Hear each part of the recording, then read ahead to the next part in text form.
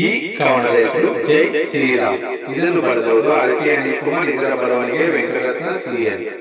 ಶ್ರೀರಾಮ ದಶರಥ ಕೌಶಲ್ಯ ಮಗನಾಗಿ ಚೈತ್ರ ಮಾಸದ ಶುಕ್ಲ ಪಕ್ಷದ 9ನೇ ದಿನ ಜನಿಸಿದ ದಿನವೇ ನವಮಿ. ರಾಕ್ಷಸ ರೂಪದ ದುಷ್ಟರ ಮೇಲೆ ಒಳ್ಳೆಯತನದ ವಿಜಯವೇ ಶ್ರೀರಾಮನವಮಿ. ಪಾನಕ, ಮಜ್ಜಿಗೆ, ಕೋಸಂಬರಿಯ ನೈವೇದ್ಯವನ್ನು ಖುಷಿಯಿಂದ ಸ್ವೀಕರಿಸಿದವು ರಾಮಸ್ವಾಮಿ.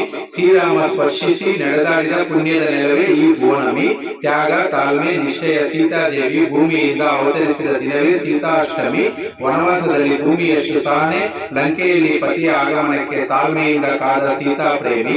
ರಾವಣ ಶಿವನ ಪರಮ ಭಕ್ತ, ಆದರೂ ಸೀತೆಯನ್ನು ಅಪಹರಿಸಿ ಆದ ಉಗ್ರಗಾಮಿ. ರಾಮನ ಪರಮ ಭಕ್ತ ಹನುಮಂತ, ಧೀರ, ಶೂರ, ಬಲಶಾಲಿ, ರಾಮಸೇತು ರೂವಾರಿ, ಮಹಾಬಲ ಪರಾಕ್ರಮಿ. ಶ್ರೀರಾಮನು ಲಕ್ಷ್ಮಣ, ಹನುಮಂತ, ವಾನರ ಸೇನೆಯ ಸಹಾಯದಿಂದ ರಣರಂಗವಾದ ಲಂಕಾ ಯುದ್ಧ ಭೂಮಿ. ಭೀಕರ ಯುದ್ಧದಲ್ಲಿ ರಾವಣನನ್ನು ಸಂಹರಿಸಿದ ಬಳಿಕ ವಿಜಯೋತ್ಸವೇ ವಿಜಯದಶಮಿ. ಅಧರ್ಮವನ್ನು ಸೋಲಿಸಿ ಧರ್ಮವನ್ನು ಸ್ಥಾಪಿಸಿ ಸತ್ಯದ ತೇರಿನಲ್ಲಿ ಧರ್ಮದ ದಾರಿಯಲ್ಲಿ ನಡೆದ ಪ್ರಥಮಿ. ಶ್ರೀರಾಮನ ಆಳ್ವಿಕೆಯಲ್ಲಿ ಅಯೋಧ್ಯೆಯಲ್ಲಿ ಸುಖ ಸಮೃದ್ಧಿ ನೆಲೆಸಿದ್ದ ರಾಮರಾಜ್ಯವೇ ಈ ಭರತ ಭೂಮಿ.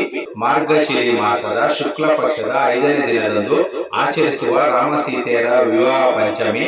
ಆಂಜನೇಯನ ಅಂಜನಾದ್ರಿ ಬೆಟ್ಟ, ಲವಕುಶರ ಆವನಿ ಬೆಟ್ಟ, ಹುಟ್ಟಿದ ಬೀಡೆ, ಕರುನಾಡೆ, ಮಾರ್ಗಗಾಮಿ.